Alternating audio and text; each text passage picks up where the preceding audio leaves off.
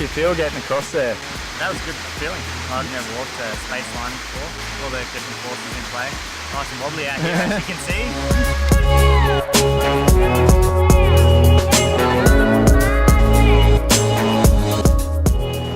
So as you got over towards that net, what was going through your mind? I like to focus on the end of the line. So the end of the line on this is still quite dynamic. And then I had to shift focus to a still point in the distance on the rocks. I kind of rushed it towards the end and just belly flopped onto the line, onto the space net. So that's good. Made it in the end. Definitely wobbly. Crazier than anything I've ever tried. But definitely worth practicing more and more.